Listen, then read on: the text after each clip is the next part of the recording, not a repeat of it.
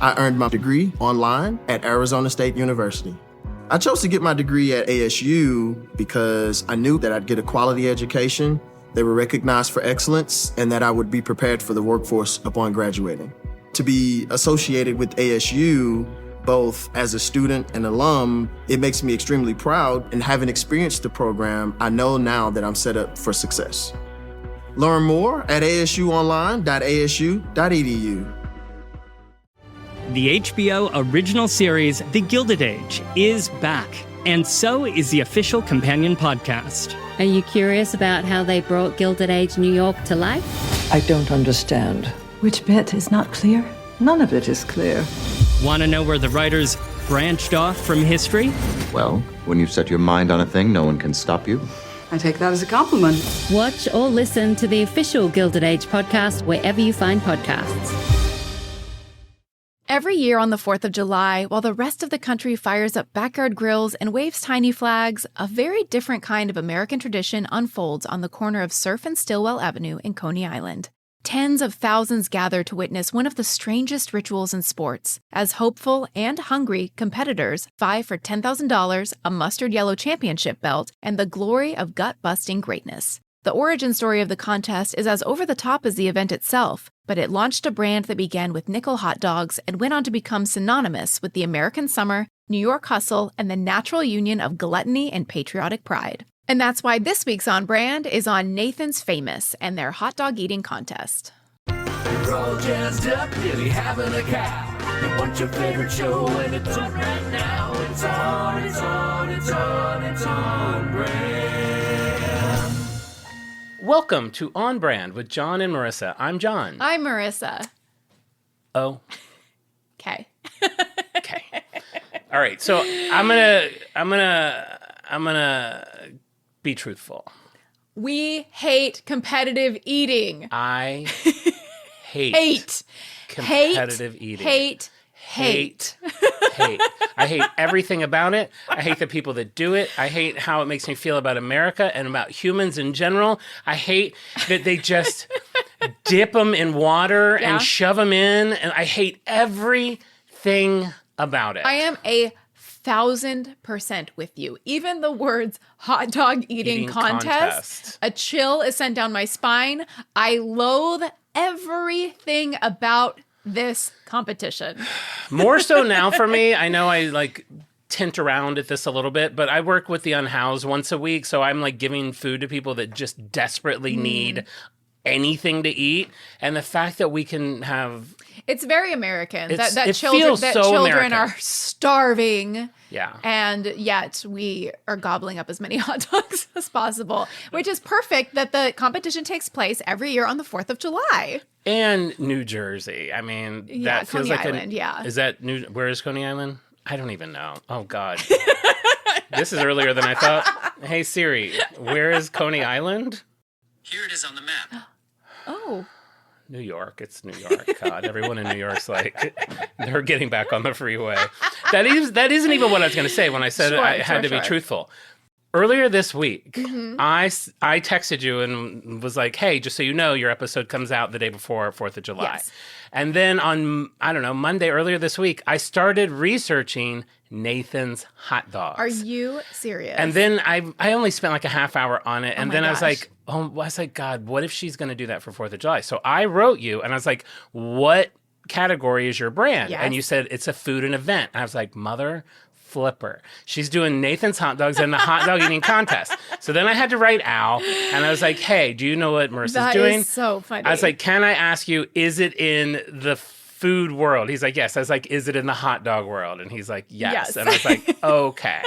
So I have kind of assumed that that's what we were doing. Sure, yes. I didn't do any more research. I know nothing about it other than I knew I would say I hate it. Knowing you 30 minutes in, you were probably finding the ancient Greek references to hot dog. Yeah.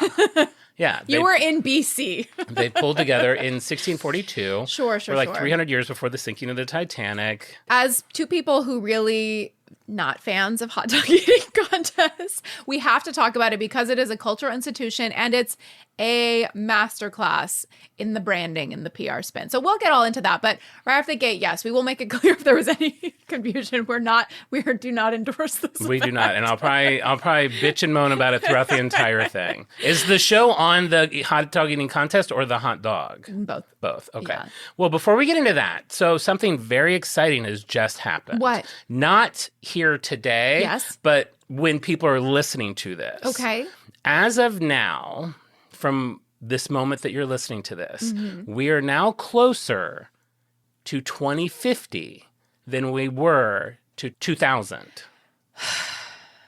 We've crossed the halfway point. I'm trying to have a good day. We're almost at 2050. It's Friday. The weekend is coming. It's shining outside. And you have to You know what it's like? It's depress it's the like thousands of people listening to the show.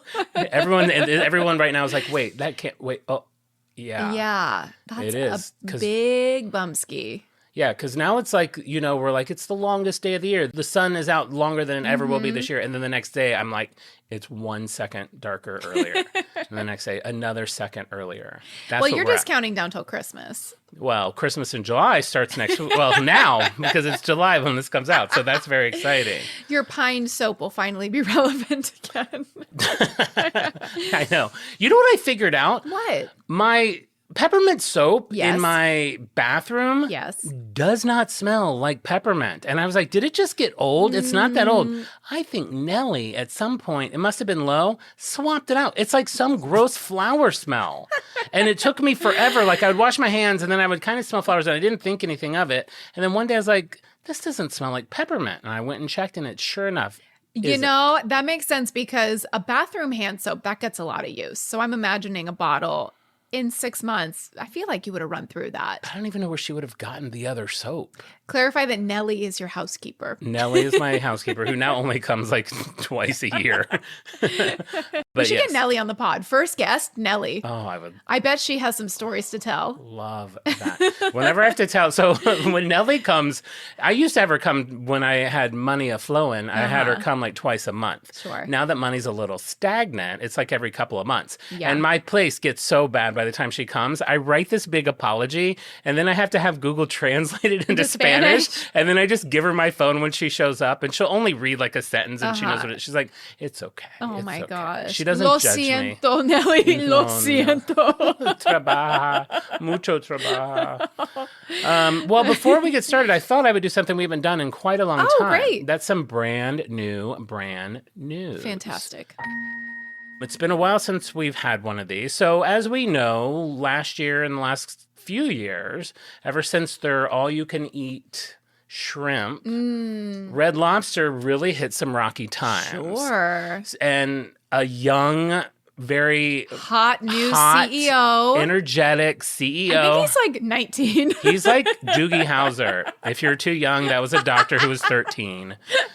Steve MD got it. Yeah. Steve MD's laughing. Actually, he might be, I don't know. So this young guy's come in, and out of nowhere this week, my TikToks were busting. Oh my gosh. With Red Lobster. Okay. So he is introduced. I hope it's good news.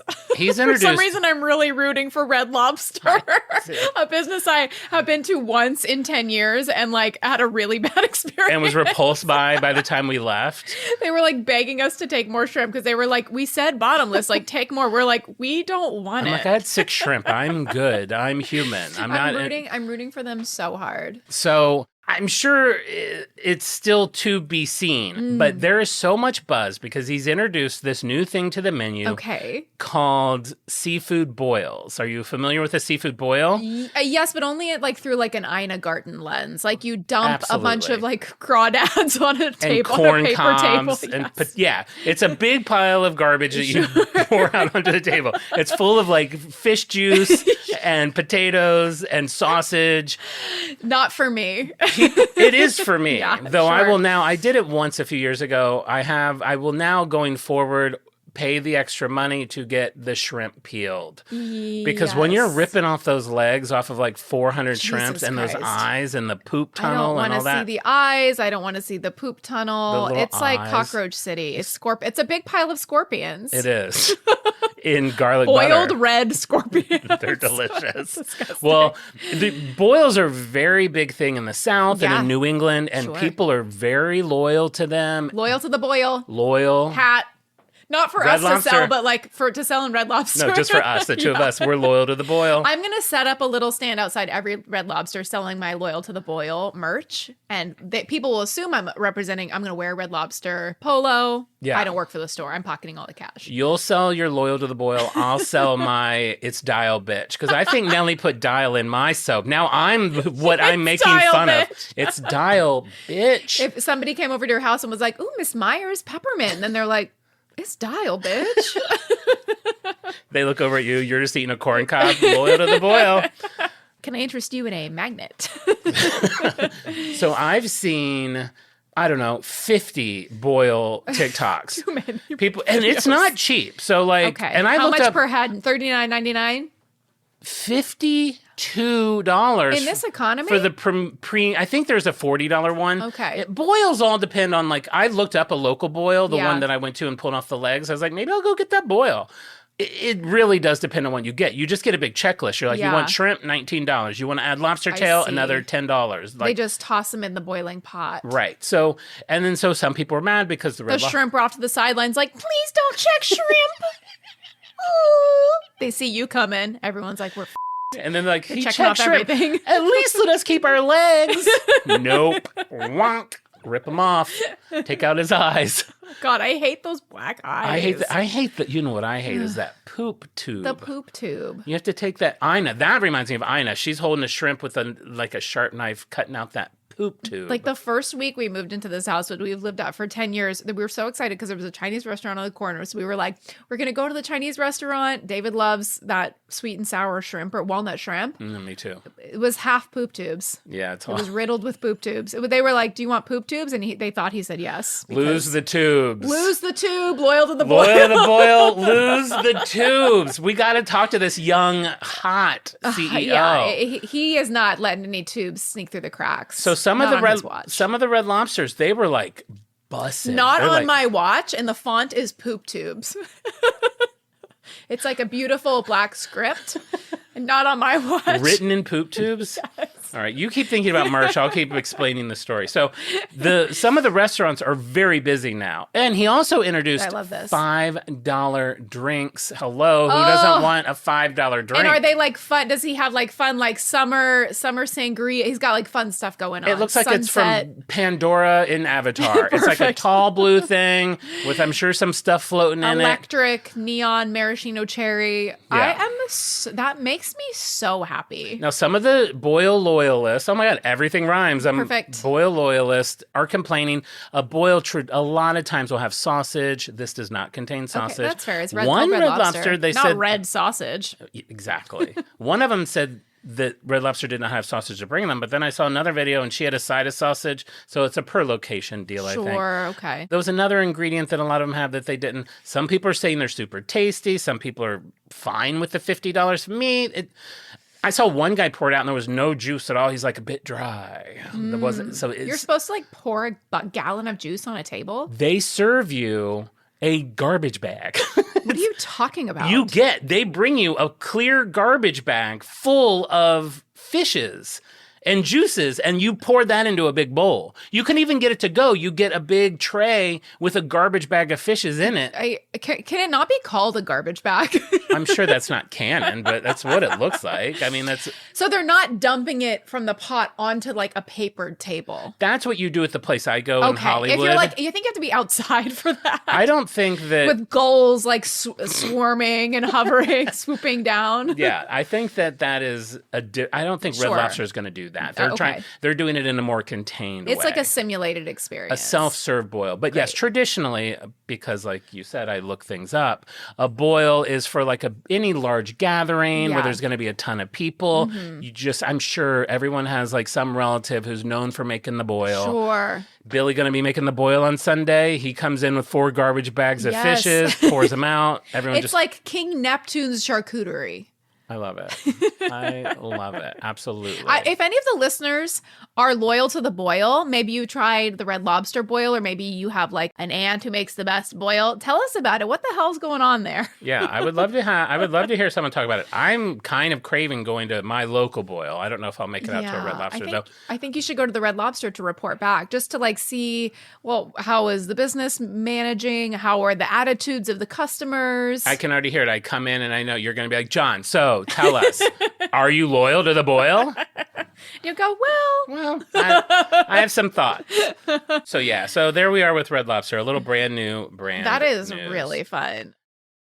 This new year, why not let Audible expand your life by listening? Explore over 1 million audiobooks, podcasts, and exclusive Audible originals that'll inspire and motivate you. Tap into your well-being with advice and insight from leading professionals and experts on better health, relationships, career, finance, investing, and more. Maybe you want to kick a bad habit or start a good one. If you're interested in learning how to master your emotions and hearing scientifically backed advice for using your emotions as a tool, may I suggest Shift by psychologist and bestseller author Dr. Ethan Kross? Trust me, listening on Audible can help you reach the goals you set for yourself. Start listening today when you sign up for a free 30-day trial at audible.com/Wondery. That's audible.com/Wondery. Okay, so that's fun news. And then one other big brand news this week, just quickly, Anna Wintour. I don't know if you heard, she's stepping down as the editor of American Vogue. Oh, wow, just ready to retire? No, she's still going to do a bunch of other things there. Of course, people like that just do. But she's been there since 1988. Wow. Like, she really has changed the face of it. Obviously, it's assumed she inspired Miranda Priestley in The Devil Wears Prada, which we all love. I love that people are like, we assume she inspired it. The whole thing was written by her assistant. It's like, yeah, she inspired it. I think they're not allowed to say it because she'll just eat them alive. Legally, of course. So there's a couple newsy bites that you can chew on at your 4th of July party tomorrow. While you're chewing on a snappy hot dog. Yeah, and everyone, just for fun, see tomorrow how many hot dogs you can get in your mouth. How many, if they're like, can I bring anything? Just bring like 12 packs of hot dogs. And a timer. Have your own little feast. I think that's a great idea. Do you have a Labubu yet? I don't. I don't have any, none, not one. You don't even have an inkling of an itch. I really don't. Not to get it on my own. I'm not going to spend $27 on it. Sure. I mean, the price isn't what would stop you from getting it. You just don't have interest. It's both. If you liked it, you would buy it. Sure. I will challenge you on that because I do really like the Coca-Cola ones. Yeah. The one that's holding the little glass Coke bottle. Cute. But it's like twice as much as the normal one. I think those are $46 each. $46. Yeah. That's insane. So no, do you have a Labubu? No, I do not have a Labubu, but a lot of our listeners have been influenced to get a Labubu since the episode. I mean, someone said that they had 3 on the way. Another our friend we shouldn't beep out her name. We won't say her name, but we'll call her Miss T. We'll call her Miss Tiffany. And she I think she now has 5. I think she went through an entire cycle already. I think she learned about it, got hooked on it, bought them, got addicted to them, and is now off the junk. Yeah, had to spent way too long trying to get it, and then had to throw her phone in a river. Yeah, and then I saw her husband sent me a picture of their kids' play area, and there was a Labubu in it. I was like, oh, the kid's using it. Sure. That almost seems crazy for a kid to actually be playing with a Labubu. Because it's a demon? Because it's a collectible, and it will probably steal it. That's what cats do, right? Yeah, I think they steal your breath when you sleep. They steal your breath when you sleep. That is true. We try to keep it very factual on the pod. Cats steal your breath when you sleep. Boils have sausage. Everything is factual. Well, speaking of sausage, let's get into the episode. All right. I want to know about the casings. I want to know, where did Nathan come from? Was his first name Nathan? I'm assuming his first name's Nathan. He's not going to be like Robert Nathan. You know what's funny is I know I did an episode on Oscar Mayer. I know. I thought about that this week. I was like, bitch has done 2. I'm the weenie queen. You're the weenie queen. You only do like bathroom products and wieners. I also, and because foams. my memory is so, I feel like I forget so much of what we talk about on the show. I forget everything. I was like, wait, did I do Oscar Mayer? Did John do it? And then I was like, how much did I talk about hot dogs? Well, anyway, this will be a refresher if you've already heard that episode. If you haven't, hey, do a double feature, do a double dog day, and back to back Oscar Mayer and Nathan's, and then you'll get like full up of wiener. You got 2 hands. You can have a dog in each hand. Ow, Photoshop hot dogs in my hands with these. Okay, sausage, one of the oldest processed foods dating back thousands of years. It even is referenced in Homer's Odyssey, which is from 9th century BC. Okay, can I interrupt you very quickly? I know we like to stay on topic, but Yes, can I go off topic really very feel strongly quickly? about staying on topic, sure. So I want to get your opinion on something. Yeah. So several years ago, I worked on a documentary celebrating the 10th anniversary of SpongeBob SquarePants. And we were There's probably some listeners who are going to be very excited that you did that. Probably. And we were brainstorming title ideas for it. And I was laying at home in bed, as I tend to be, and I was like, the Odyssey popped into my head. And I looked it up, and the Odyssey was if I'm remembering correctly, it was something about a 10-year journey. And I was like, oh my God, 10 years, the Odyssey. What if we called it the Odd at Sea? Because they're like all these weird... These oddballs at sea. Thumbs down. I was like, there's nothing more genius. Is it? It's like almost kind of not. It's like, it's not perfect, but it's kind of perfect. It's better if you hear it Than but see it. seeing it might be... But I still think it's... like, what did it call? What was it ended up being named? The SpongeBob SquarePants documentary.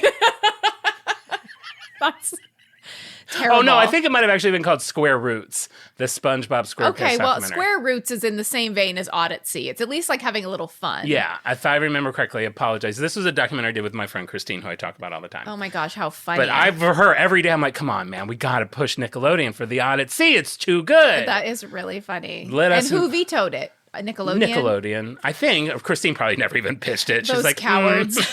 She's like, hey, I talked to them about it. They didn't like it. Your phone isn't plugged in. The cord is actually cut on your curly cord. She's using like a phone that hangs on the wall. Wasn't there anything better? We've talked about this. Twirling a curly phone cord while you chat on the phone. Well, I know we've talked about this too. My mom didn't even have that phone. By the time my mom lived alone, she had like an Andy Griffith phone where it was like a replica phone on a stand where you had to pick up like basically like this. Like this is the phone and you had to pick up this like little thing and talk into it like Into this the and talk mouthpiece? into this. Yeah, that was really fun. It was a nightmare. I'm going to get one of those. All right, so the Odyssey. The Odyssey, 9th century BC. Clip Clop.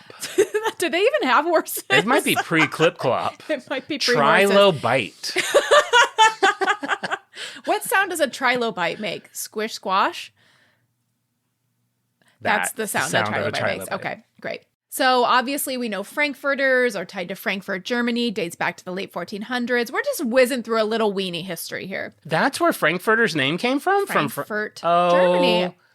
I thought that would be fairly obvious. I can't tell if you're being serious or not. Wow, you don't. I mean, I was giving you props for teaching me something, and then you step on my neck. Maybe I'm not loyal to the boil.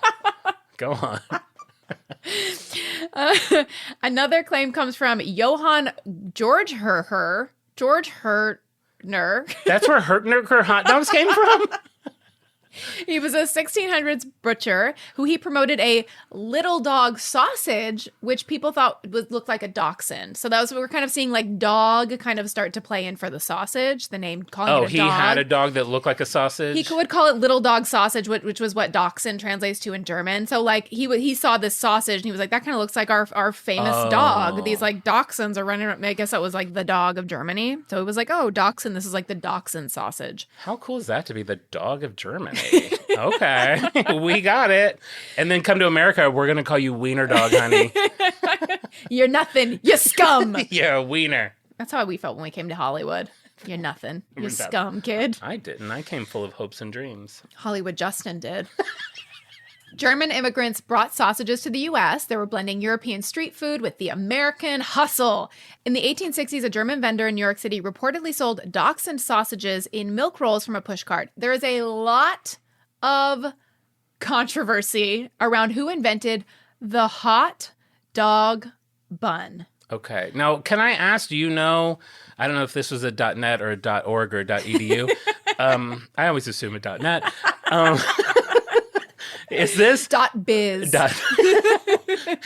You just ask Jeeves. They're like, our site's been down for 23 years. There's one 90-year-old lady who still works there. I just call her. I remember it would be a really desperate moment if I got to the point where I was asking Jeeves. Like I had exhausted every. Yeah. If you don't remember, if you're too Ask young, Jeeves. there used to be a website called Ask Jeeves where you would go there and ask it questions you need to know. For this, you'd be like, "Who invented the first hot dog?" But my question is, so this is a complicated time because as we've talked about, we're in a period where there's not a lot of overlooking of sanitation and safety in food production, but we're also at a time where things were probably made better than they are now. What I'm trying to ask is like, hot dogs get a lot of heat because the people are like, oh, it's made with boots and Sure, the dubious ingredients. yeah, like Yes. anus, whatever. And but like back then, was it like a nice, clean, lean cuts of meat? I think in the German influence, which probably they had a lot of pride in the quality of the meats in the hot dogs. There was a little bit of suspicion, and we'll talk about that in the Coney Island version of it. But the German version, I imagine that was probably pretty high quality. But you're right, this is pre-FDA, so this is like where, a can of soup is half rat tails. I'm picturing That's a lot true. of flies in these factories. A lot of flies in the factories, Yeah. for sure. So there's a lot of discussion about who started the hot dog bun. I will say I liked this. At the 1904 St. Louis World's Fair, I love this, a vendor started putting sausages in buns to avoid loaning out white gloves to customers. So he would give somebody a loose sausage and give them some gloves to borrow. And then he started running out of gloves. Like people weren't returning the gloves. This feels like a .net. And then he had the idea to put it in a little bit of bread that they could then eat. .net. I saw I this. don't buy this. I saw this all over the web that this vendor was loaning out white gloves left and right. I will say, what happened to my voice? Are you crying? I'm so upset. I will say, seeing something all over the net means nothing. It means one person wrote it and 75 people cut and pasted it. .net. But, like, how did he just have he's like, I'm out of gloves. Luckily, I have a pile of these buns shaped perfectly for hot dogs. You know what? He probably came home and his wife was like, how were the sausage sales? And he was like, it was great, but I'm out of gloves. Nobody returned the gloves. They ate their hot dog and they threw the gloves in the trash. And she was like, well, how about...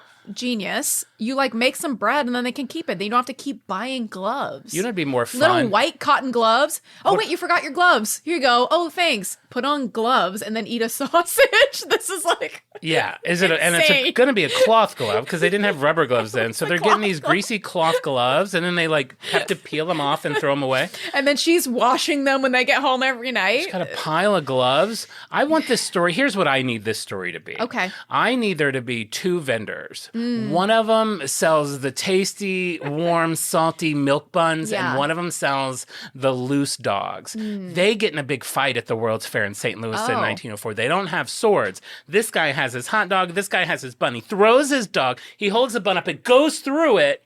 You have a hot dog. Wow, bun. and accidentally shoves in his mouth. And he like gags a little bit, and that is And the he's first like, bite "Wait, of the hot dog. That was actually quite delicious. Squirt me with mustard. That might have been how it went. That's how we'll consider it moving forward. Just the white glove story. The white glove's This crazy. Really makes me laugh. And keep in mind, we're 8 years before the sinking of the Titanic. Sure, so that hangs in the air. Maybe people are hearing murmurs of the unsinkable ship. They definitely are. So while they're like waiting in line, it's like, are you planning on getting a ticket to the Titanic? Why don't sneak those gloves in your pocket? We'll wear those on the Titanic. You don't have to give them back. You don't have to. I don't. He told me I had to return them. What's he going to do? Like follow you around the World's Fair? It's not frowned upon. Just put them in your pocket. But they're greasy. Wash them at home. A man named Charles Feldman ruled Coney Island with a hot dog empire in the early 1900s. He ran a successful restaurant and beer garden, and he claims he invented the hot dog bun. So whatever. We'll give it to whoever wants to claim it. A young Polish immigrant named Nathan, how's this for a hot dog man, a weenie boy, Nathan Handwerker. Okay. Nathan .net. Handwerker, king of the weenie? Hello, I'm Nathan Handwerker. Watch what I can do with my hands. Let's just say they can work. Wow, that's a fun name. They're working the weenies. So That's like an early RuPaul Drag Race name. totally. Hot dog handworker. So Nathan Handwerker worked for Feldman as a roll cutter. So he's slicing the buns and he's selling the hot dogs. And then he gets an idea to go into business for himself with a friend. So he's working, he's slicing the buns. He's like, I feel like I could do this. You have your own hot dog cart, big deal. Okay. Feldman's, where he was working, and all the other hot dog establishments on Coney Island sold their hot dogs for 10 cents each. That seems high for back then. It does. So Handwerker originally priced his at 10 cents each, but he realized he wasn't selling enough to make a profit because he's this like nobody hot dog stand compared to these, you know, the big kahunas. So he decided to lower his price to a nickel. Okay. People got a little suspicious of a nickel hot dog. It was the cost of a subway ride at the time, and people thought that was maybe indicating that the hot dogs were maybe made not of beef or pork, but possibly out of horse. Or worse. Rats. Or Subways have rats. Or rats. Exactly. 2-for-1 special. I think a Coca-Cola at the time was a nickel. I could be wrong, but it was probably around there. I definitely imagine a 5 cents painted on an enamel sign hanging at a Cracker Barrel. So for 15 cents, I'm getting a dog on a bun, a Coke, and a ride into downtown. What a time. What a time. People were suspicious of these super cheap hot dogs. And so Nathan had a genius marketing idea. So this is according to his grandson, who wrote a book about his grandfather's story. Nathan borrowed some doctor's coats and stethoscopes from Coney Island hospital personnel and put them on some men and had them eat hot dogs in front of his stand. The public took notice. They thought, well, if it's good enough for doctors, it has to be good enough for us. Very smart. You know what would be fun? I have done no research on this. I don't know if this is true, but this could be the birth of what would become like 5 out of 6 doctors approve this thing.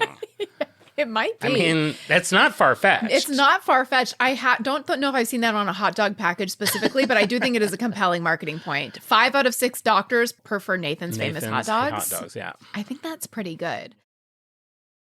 So now word starts to spread. There's a lot of public trust. They're the cheapest. He's undercutting all of his competition. They're the cheapest hot dog on the island. His snappy, garlicky franks, which were a family recipe, become a Coney Island staple. Eventually, he ends up getting such good word of mouth. He starts to do mass distribution. He starts to get into grocery stores. It starts to take off as a national brand. He's able to then move into ballpark deals and airports. But the biggest impact that Nathan's Famous had on American history is the origin of the hot dog eating contest. Why?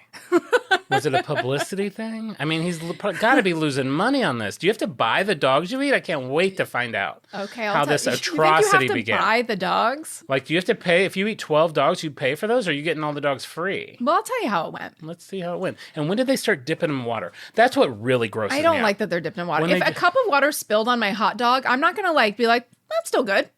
I'm going to toss that and get a fresh wiener. Any sort of food thing. Like, I also see a lot of TikToks of someone that goes in and they're like, I have 1 hour to eat a steak as big as this table and it's free. If not, I have to pay for it. Any just gluttony stuff. Yeah. Because you also have a small appetite. I have a small appetite, which I know is shocking because I'm a big boy, but I get full quickly, and there's a fine line. I do not like to be stuffed. That feeling of being stuffed is so... I don't know. There's something about it. It's so unpleasant. Yeah. You can only like to eat food that you're like really craving. Yeah. That's why I can't grocery shop in advance, really. I kind of have to know, I have to figure out that day what I want. And if I'm remembering correctly, our stomach is this big. The average stomach is the size of your fist. Wow. Is that true? Yeah. So if you're or maybe that's your heart. One of them. Might be both. Seems like both. Heart seems like 2 fists. Stomach 1. You think this heart is bigger than the stomach? Mine is. Wow. I love that. I have a lot of love to give and little food to eat. So you're saying it's not natural?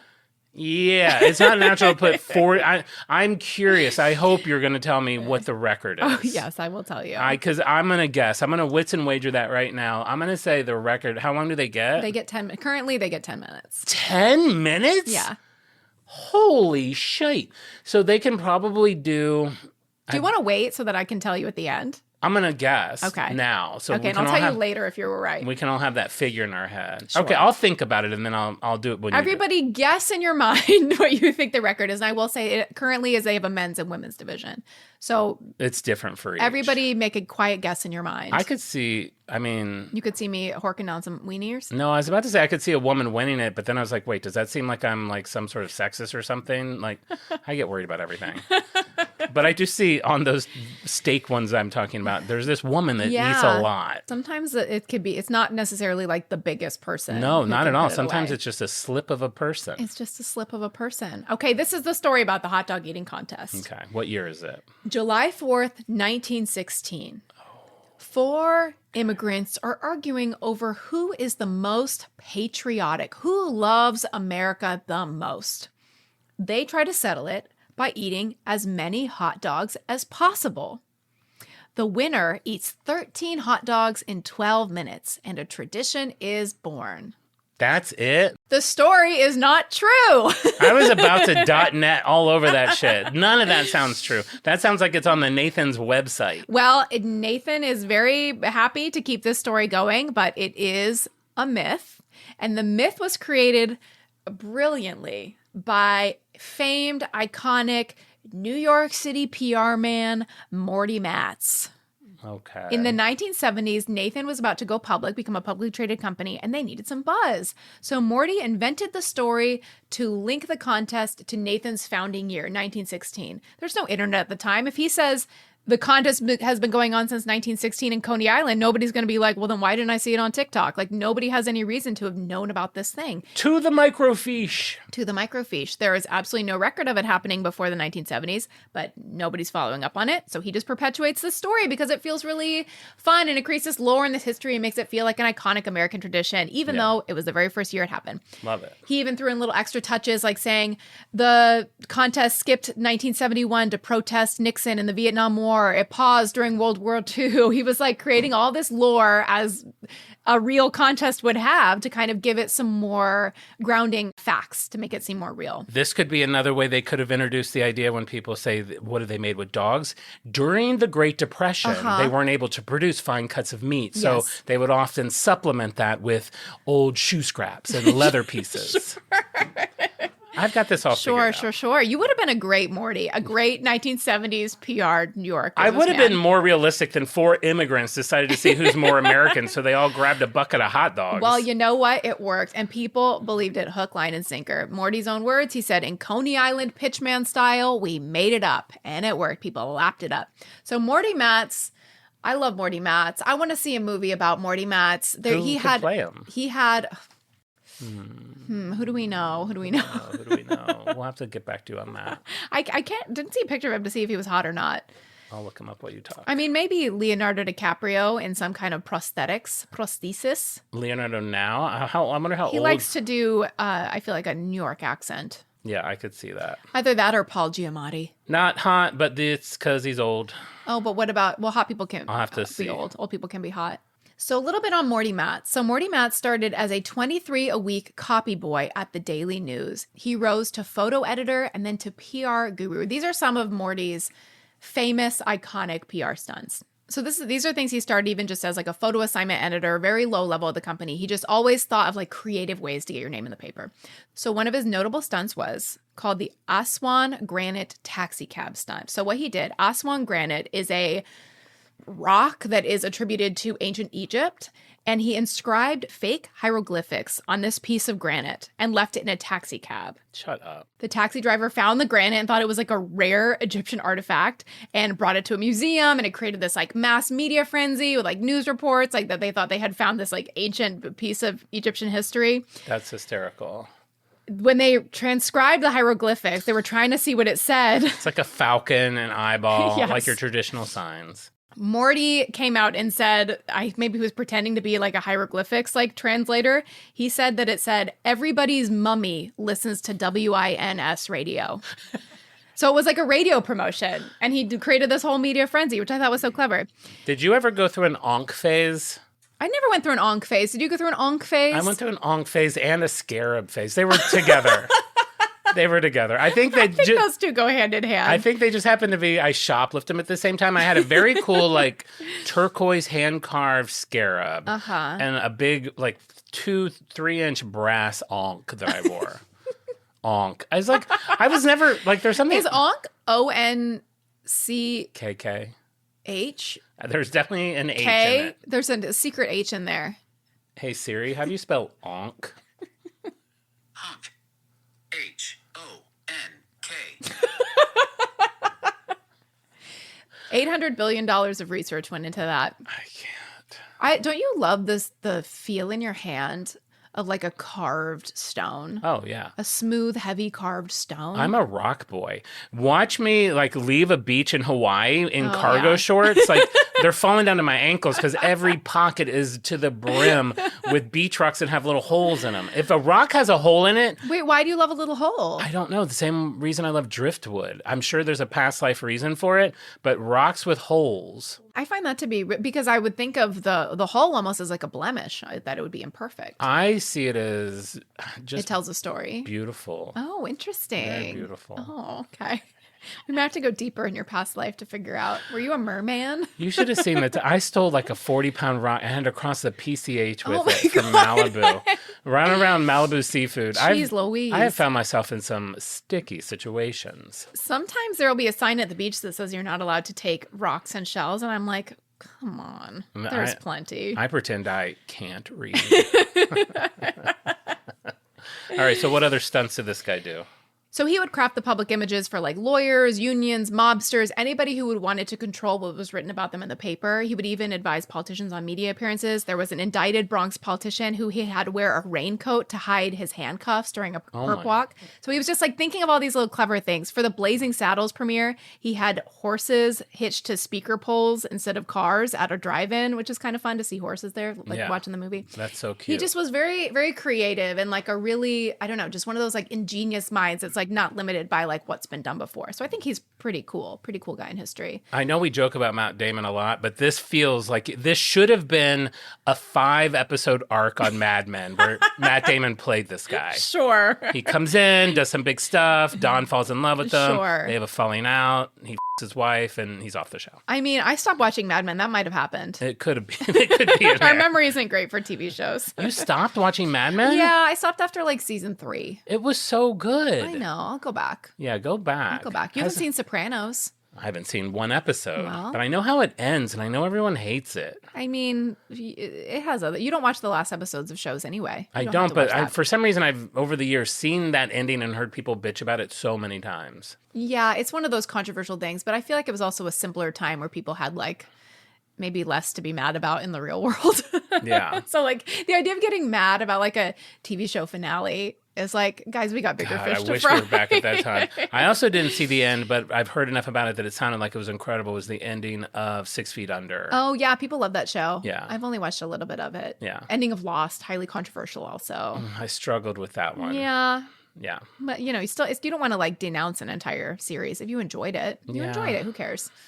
Sounds like you're still stewing. I'm stewing a little bit on Lost. It's like, man, I loved that show so much. You rewatched it though, right? I watched the whole series 3 times. So even knowing, I feel like some people who got to the end, they were like resentful that they had wasted so much time watching it, but you didn't feel that because you went and watched it 2 more times. So clearly it wasn't like a waste of time to go into that world. Yeah, there's more in it that I like to see than, and I usually just don't get to the end. I just don't watch the last season anymore. You gotta watch Severance. I think you would like it. Oh, wow. It's a lot of little, we talked about that with Lost before because it's very similar. It has like fandom, it has theories, it has a lot of like layers. I think you would like Severance. I did start season 1. Now we're just talking about TV. Yeah. I did start season 1 of The Rehearsal. And? It's different. Yeah. Yeah, I have to see where it goes. Yeah, push through. Yeah, I have to see how this plays out. I do love Nathan though. Yeah, it's great. It's a real ride. So in 1972, Marty Matz and his partner staged the first documented Nathan's contest. So they're claiming this has been going on since 1916. The first contest was in 1972, but it was staged. The winner was Jason Schrechter, and he was a Brooklyn college student. How do you stage an eating contest? Is he just like this? He might have been like this. He just keeps going like this? I mean, maybe they said like, who's competing against him? I don't know. Maybe he planned who was going to win so the guy didn't have to get stuffed. He says he ate 14 hot dogs in under 4 minutes, and his prize was a certificate. And I guess the lunch that he already got for free. Is there a worse prize than a certificate? I graduated Second City. I was at Second City for like 4 years. Sure. And we, at the end... You had given them probably $8,000 in tuition fees. Of course. And on our last day, we got pizza and a certificate. Yeah. Like a Microsoft Word certificate. Was Clippy on like it? Little Clippies on it. You did it. You really brought the funnies. Good luck on your career. Yeah, you'll be great. As a professional improv comedian. Hey, I mean... Hey, there you go. Kind of are. We're cashing in. We're cashing in a little bit. Yeah. So in the early years, as the contest kind of started to spread through word of mouth, it was very ramshackle. It was just like folding tables and people kind of passing by being like, what the hell is this? Nathan Handwerker, who's back there working all the weenies, he reportedly wasn't a fan of the contest. He thought it was giving away too much free food. Good. I agree. He wanted to limit it to 12 minutes to keep costs down. Somehow they landed on 12 minutes at that time. He didn't want people just like hanging out for an 8-hour contest. Eat as many hot dogs as you can. People are like getting hungry again. Yeah. You ever do that trick at a buffet where you like stay long enough to get hungry again? No, it takes me so long to get hungry again. You just bring like bags to fill up with food to go. I know. I hate that I can't enjoy a buffet because Yeah, I it's love really the sad. idea of it. Just the idea of the variety though is nice. Yeah. You get a little of this, you get a little of that. Tiny little square of cake, Sure. a giant crab leg, have someone slice me some meat. I love it. If it's a carving station buffet. Deviled eggs. Yeah, deviled eggs at the wazoo. Those sloshing around a gallon-sized Ziploc bag in your tote, sitting in the back of your car for 3 days. You have a baked potato in the back of your car right now. You have a baked potato in the back of your car. It's been there for days. And I have a baked sweet potato that I got in a Japanese grocery store that I forgot about. It's only been there for 2 days. Okay, that's 3. You can't eat it. It's done. I'm not going to eat it. A cooked baked sweet potato? Yeah. That's cool. I know. That's why I was like, maybe I'll try this. It was wrapped in foil. They were like $1.50. That's good. I know. And I forgot all about it. Later that night, I'm laying in bed and I'm like, I never ate that sweet potato. It's in my car. To be fair, there's a lot of stuff in your back seat. All right, let's get back to the show. We'll talk about that off brand. Yeah. I got something to roast you on. Yeah, I know. You've already told me. So now we are entering the late 1980s. I won't go. What a time to be alive. You have Swatch. You have Back to the Future. Marty McFly. So many things. Oh my gosh. Coca-Cola. The shopping mall. Jim is in his office just looking at books of the Titanic. He's dreaming up. Can it be? Could this be a movie? The greatest movie for the greatest ship. Oh, God, what a time. What a time. There's a man named George Shea, and he was a PR guy for Nathan's, and he co-founded Major League Eating. Nope. Major League Eating. It shouldn't be a league. It shouldn't be an org. It shouldn't be anything. Go home. Could it be a .net? Have one hot dog. Have maybe 2 hot dogs and some beans and go to bed. That's fair. I do think that would be good merch if we have... For Team John, we'll have .org shirt, and for you, we'll have .net. That's pretty good. So Shea kind of saw the world of competitive eating as something that could be like basically a major league sport, that it could be something that could be televised on ESPN with tens of thousands watching in person, million more at home, that it could be an event with celebrities where like the champions would kind of be household names like Takeru Kobayashi and Joey Chestnut. Do you know those names? Of course I don't. Because this sounds like a scene from WALL-E where there's like fat Americans sitting at home eating, watching other Americans on television eating. Yeah. It's psychotic. Yeah, it might be. It might be. So I'll give a rundown on how the competition plays out. So contestants have 10 minutes to eat as many hot dogs and buns as they can. They are counted by each plate. So one plate typically holds 5 hot dogs and buns, so the judges can easily track each contestant's progress. You have to eat a whole plate or nothing? That's just an easy way for them to count, like each plate is 5. So usually like when it comes down to how many hot dogs are less, they also can divide it out like into a fraction. So any partial dog or bun left at the buzzer is counted as a fraction. So like 0.5 would be if half of a hot dog was eaten. Got it. As each plate is finished, the judges are swapping them out to keep the food coming. And obviously you have to keep the food inside your body. You cannot throw it up. Got it. Can you after the buzzer, I'm assuming? I don't know. I don't think so. Oh, okay. I think you have to keep it in. They call it a reversal of fortune if you throw up during the competition. Wow, where did they ever come up with that?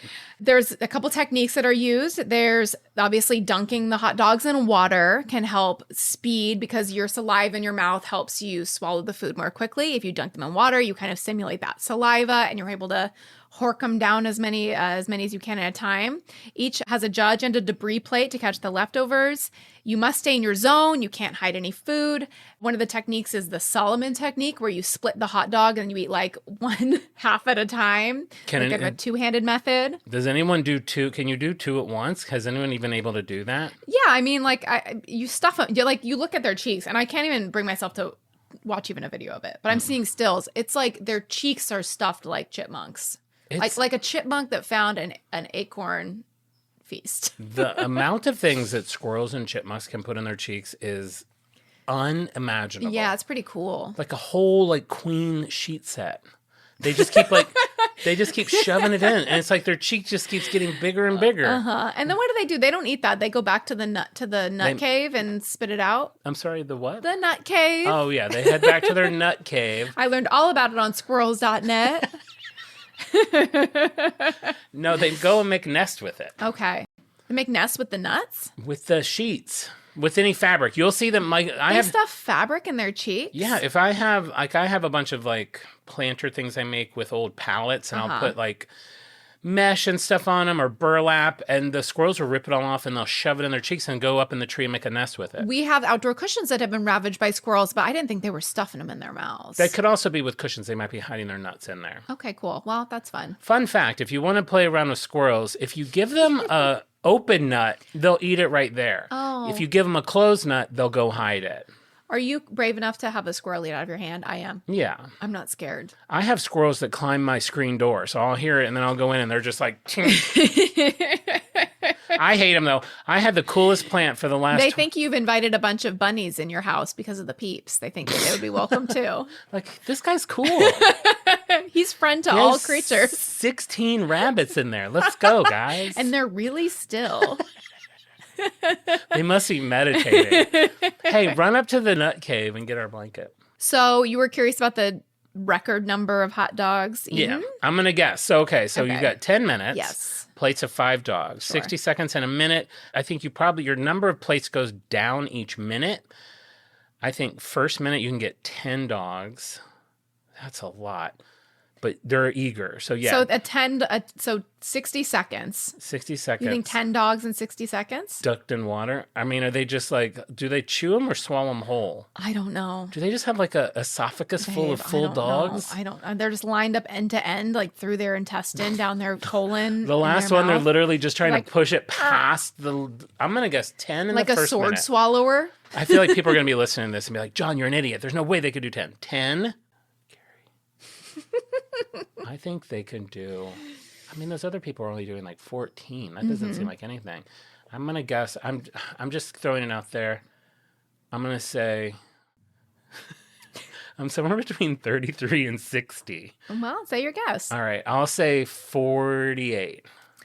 Joey Chestnut. Oh no, it's going to be like 230. Is the record holder with 62 hot dogs eaten in 10 minutes. So you're in the ballpark. Yeah, because that means some people probably are hitting 30. Oh, sure. And that's even what's crazier. So Joey Chestnut is the winner with 63 hot dogs. Miki Sudo is the female champion, and she is the record holder with 51 hot dogs. And you're talking about slight of a woman, she is itty bitty, and she is putting away hot dogs. The women, they're always tiny little women. What's so crazy is Miki, for some reason I can't see the like second through fifth place after 2023. But for example, in 2022, Miki ate 42 hot dogs in 10 minutes. Second place ate 26. It was like she could have stopped after 27 hot dogs. But there's just it's a matter of pride. They want to be the record holder. They want to be beating their previous record. Joey Chestnut, it seemed like every year 76. Hang on. 75? .net. Good God. Hang on. What are you looking at? Hotdogs.net? I had some bad intel. Okay, wait. That must have been an old thing. Okay. No, his record is 76. His record is 76. Leave all of this in. He's won the contest 16 times between 2007 and 2023. Okay. So he is 76 is his record. I'm sorry. I didn't go back far enough. I'll leave all that in. His You're record researching is 76. as we go. His record is 76. So even when he got 76, the second place got 49. It's they want to beat their personal best as a matter of Right. pride. They could just do 50 and win. So the interesting thing about Joey Chestnut, he's the reigning champion. He's won 16 times. What happened in 2024? Joey Chestnut was disqualified. I thought you were going to say he died. Hot dog overdose? Yeah. He signed a partnership with Impossible Foods. Oh, he had a no-compete clause. News to him, because in his mind, he wasn't doing any competitive eating. He wasn't appearing in any of their competitions, but they prohibited endorsements of any competing hot dog companies. He probably thought, it's not meat, it's not a hot dog. And they had a falling out over that. They offered to let him compete in an unbranded Labor Day event, which he declined. Nobody wants to do that. He wanted to hold firm that it did not violate their past agreement. He still eats hot dogs. He just sometimes likes to participate in a meatless Monday. And on those days, he may pick an Impossible dog. He was banned from the 2024 event. At that time, he competed in a rival 4th of July contest in Texas. The good news is Joey Chestnut is back. He will be competing this July. This is breaking news as of a week ago. He will be competing in the Nathan's hot dog contest this 4th of July. Tomorrow as of the listening of this episode. So you might see him beat his record that I thought was 64, but it actually is in the 70s. I can't believe in the world of this hot dog eating contest that there's breaking news. Can you believe it? I didn't see that pop up on my phone. You didn't? You didn't get an alert that woke you in the middle of the night? Anna Wintour steps down. Hot dog champ back. People are getting better. Mickey, she was in the 30s for her number of hot dogs, and then she's all the way up to 51. So I would say if you can dream it, you can do it. If I was on the couch making out with Joey Chestnut or whatever his name is. Yeah, it's a perfect name for a hot dog contest winner. I mean, cheeks full of dogs.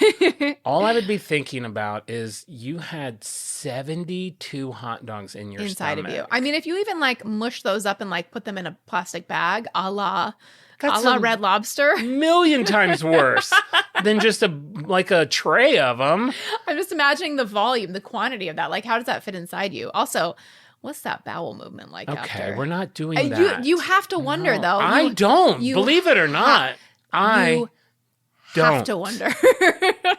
I'm telling you, I don't. It didn't even cross your mind? Not for a second. You know what grosses me out? What? When I smell someone's burp. Because I'm like, that's what their insides smell I'd like. rather smell a fart than a burp. All of it. Would you rather smell a fart or a burp? Burps are just so... Would you rather smell a fart or burp? Sounds like you're saying fart. Depends what, I guess, if you really think about it. Yes. Depends on what they just ate and what they ate yesterday. That's a really good point. That's a really good point. I mean, if they just had ice cream, burp it up. If they had... I don't know if I want somebody's milky burp either. What if yesterday they had a boil? Oh, God. A post-boil burp? No. A post-boil fart? Yeah. Now we're talking about boil farts? I'm not. No, you are. All right, let's get back to it. You really are. Let's wrap this up. The Joey Chestnut controversy has obviously died down. That has been resolved. And there is another controversy involving one of the contestants named Nick Wary, who is the husband of Mickey Sudo, who is the female hot dog eating champion. Okay. He made 4th place in the hot dog eating contest. So this is something, they have a common interest in, which as a couple, it's important to have shared hobbies. Mm-hmm. This is theirs. Love it. Competitive eating. He was accused of cheating. How? People say his score went up from when they were counting his dogs getting eaten to when the final score hit the scoreboard. It's possible that he stole plates from his competitor using sleight of hand. I mean, this could be a series. There's a magician. You get a magician in a hot dog eating contest. A magician in a hot dog eating contest, and everybody is toast. You breed a human with a chipmunk, so you get extra stretchy cheeks. Sure, stuff them to the brim. It just writes itself. I completely agree. You somehow go to you get a scientist and make hot dogs that shrink when they get wet. So as soon as they go in your mouth, they just dissolve like cotton candy. That's a really good point. What if you just made all the hot dogs out of cotton candy? So you're like, do you mind if I brought my own dogs? And they're like... You have to be a magician, sleight of hand. Then you trade your plate out with cotton candy dogs. You're right. That's what it would be. Thank you. So that controversy was last year. I think it's all settled. He issued a public, acknowledgement defending himself that he didn't cheat. He should be back to compete this year along with Mickey, along with Joey Chestnut. The contest wasn't the same without him. Even the guy who won said, I wanted to compete against the best, Joey Chestnut. So everybody's really excited to see Joey Chestnut back in the game. Not me, won't be watching. We'll be as far away from this broadcast as possible. If that is up your alley and you are a Joey Chestnut fan, you're in luck because the king is back. I love the February meeting at Nathan's corporate where they're like, you guys, listen, did he up? Yeah. Do we need him? Yeah. We've got 4 months to pull this off. We're not doing another year without Joey Chestnut. I hate to even ask, is Nathan's Famous and the hot dog eating contest on brand for you? I'm going to divide it. Okay. Nathan's hot dogs are on brand for me because I buy them. Oh, you do? Okay. That's your go-to brand? No, if they're on sale, I'm willing to buy Nathan's, Ballpark, Oscar Mayer. They all have to be all beef. Hebrew National, Hoffy, which and I'm a new local dog. to. I've been experimenting more with colossal dogs, and I might be done with that. What's a colossal dog? It's like the size of 3 dogs. I love this whole show. I'm like, I'm repulsed by humans, but I've been eating hot dogs that are basically like this. Okay, well, say how long. Say how long, because people can't see that. Oh, sorry. Like a Stanley Cup. So your complaint. And listen, this is you are an enigma. I'm an enigma. I know, but I'm only eating one of those at a time. Sure. How many of those could you eat in 10 minutes? Times it by 3, and you could be a contender. You could be taking out Joey Chestnut. I mean, I have a gag reflex, so it gets complicated. I am not cut out for a hot dog eating contest. Do you eat hot dogs? No. I know you're a vegetarian that eats smash burgers, steaks. To make chicken sandwiches last night. We had pulled chicken last night. No, I don't eat hot dogs. I have like just 3 meats I'll eat. 3 meats I'll eat. And it has to be so far, which is interesting because it does have to be so far removed from the actual thing. Like I'm not eating chicken off of a bone. I'm not eating ribs. Those little calamaris that look just like a tiny octopus. Certainly not. I kind of like those. That's why I won't watch so scary. My octopus friend, because I know that I would probably be turned off by it. Octopuses are like smarter than people. You. Well, some people. You. Some people. Let's just say they're .orgs. Are they at this table? They're wearing a .org shirt. You could do a My Octopus Friend about me. Your friendship with me. I'm your octopus friend. You wish you were you're more like my squirrel friend. Oh, we opened the nut. I guess I'll eat it. No, I don't eat hot dogs. Too icky. Yeah, but I do like a veggie dog. I'm more of like Tony Chestnut when he strayed and went to the dark side. Yeah, they're off brand for me too. I haven't had a hot dog since I've been eating meat again, so I'll say that they're both off brand for they're me. on brand for me, but the contest is obviously off brand for me. Is off brand. So it's all off brand for you. Yeah, all off, big off. And I wouldn't say I'm a hard on, but I'm on. I feel like something has happened either because I don't know, maybe I've gotten older. Hot dogs, in theory, a hot dog will sound so good to me, and then I'll make it, and I'm kind of like, it's like never as good as I want it to be. The memory of a hot dog. It's same with fried chicken or something. Like, it's never as good as I'm like, it's like I want it to be like a cartoon. Yeah, I know what you mean. And I never really liked fried chicken, but I always liked the idea. And I remember I kept trying it because the branding and the smell and the look of it is so tantalizing. Like a bucket of KFC, it's like, oh my God, that looks like it would be the most delicious thing in the world. You eat it and you're like it's like all veins. You're getting slapped in the chin with a vein. It's like no, so thanks. Gross. I know, gnawing it off the bone. I want just like the bread. I want a bowl of the bread to eat it like cornflakes with a spoon. I just want the skin, which is so gross. I don't want the skin. I love the skin. Okay, we've gotten off topic once again. We're talking about chicken skin. Off-brand for me, lightly off-brand for you. That's the history of the hot dog eating contest. If you're going to tune in and watch tomorrow, I'd love to hear your thoughts. If you're rooting for a winner, if you had a hot dog eating contest with your friends, let us know how it went. How many hot dogs you can eat in 10 minutes. If no one's even mentioned a hot dog eating contest and you're going to a 4th of July party tomorrow, just show up with 14 packs of hot dogs and create your own. People will love it. I'm scared that our phones have heard us say hot dog eating contest so many times that now when I open my phone, it will be like, well, this bitch loves hot dog eating contest. So this is all we're going to show her. Do not send us a picture. I don't want to see a frame of this. Of a hot dog eating contest. No, thank you. My phone is 99% Labubu's. I'm so tired of Labubu. I'm tired of hearing about Labubu. The cycle is getting shorter and shorter from like learning craze. It's like, it feels like it was like 3 days and you're sick of them. And I feel like I made an army of people who had never heard of Labubu Sure. that are all now like, all I see is Labubus. You're like their master. I'm the master Labuber. Oh my gosh. Okay. Well, there you go. You got some fun facts to take to your 4th of July party. Yes, and everyone have a very fun 4th of July and be safe. But before we go, of course, I want to give out our shout outs to our Freaks of the Week. These are all the people that got our Popsicle Insta Egg right. If you're not familiar, on Instagram every Wednesday in our story, I post an Insta Egg, which is basically a puzzle that you can solve to figure out what our brand is going to be that week. If you get it right, you'll get a little brand badge, and your name will be added to our Wheel of Freaks. And I pick 5 people from the wheel every week to be our Freaks of the Week. And this week, those lucky sons of bitches are Jim Koklanis, Charlotte G, Angela, Frisia Davy, and Kim Gray Cruz. So congratulations. You're all of our Freaks of the Week. But of course, everyone listening is our Freak of the Week. But you guys are the special ones this week.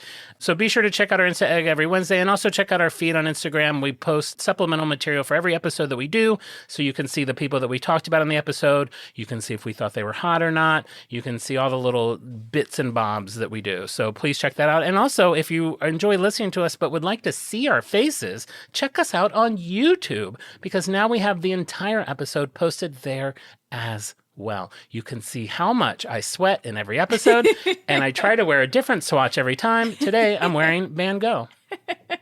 While we're giving shout outs, I'd like to shout out some lovely listeners who've left us 5-star reviews on Apple Podcasts. First, we have, this is a weird one.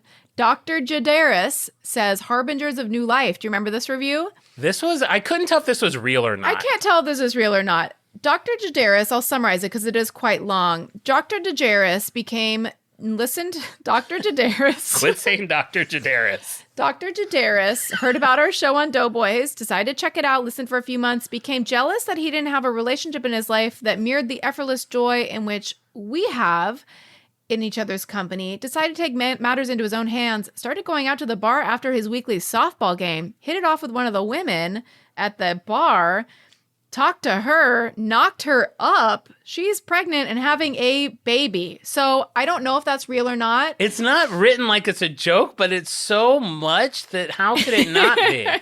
I need you to write us another review and tell us if this is true or not. And will you name the child after us? He did say he is floating the baby names Jon with an H if it's a boy and Marisa if it's a girl. He says the podcast has changed his life in ways he's only begun to know. Highly recommend. So you never know where your listenership will take you. Bree Needle said, new favorite pod in my rotation. Now that, I feel, is real. This we think we understand. She finds herself being invested in the Old Navy purchase mishap, which honestly, I told you this, David hit checkout on an Old Navy purchase I had made a few days ago. Like I had gotten into the checkout stage and then I had to go do something with the kids and David was trying to complete the purchase. And he goes, babe, I sent it to your old address. You guys are morons. And I had to leave mid wiping a butt to get it to very quickly because you have a very short window to change the shipping address before the order gets processed. So I caught it just in time. Oh my God. So funny. So thank you, Bree Needles, for listening. I'm so glad that you enjoy the pod. If you haven't left us a review on Apple Podcasts, please do. If you leave us a review somewhere else, that's wonderful. Audible, Spotify, that's great too. If that's where you listen, I won't know how to find them. But so if you do it on Apple Podcasts, I can give you a shout out and it does help the pod. Tell your friends. We would love to get the pod out to anybody else who thinks they would enjoy it. If you have somebody who likes a comedy podcast or learning about fun facts in history, please tell your buddies. Yeah. Spread the word. If there's a podcast you would like us to be a guest on, write to them and say, hey, you guys should have Jon and Marisa on your show because we love guesting on other shows. We'd be happy to do that some more this summer. All right, that's it for this week. We'll be back next week with an all-new episode. And remember, we may go off topic like we did today a lot. But you know what, guys? We're always going to be on brand. Bye! Bye. Bye.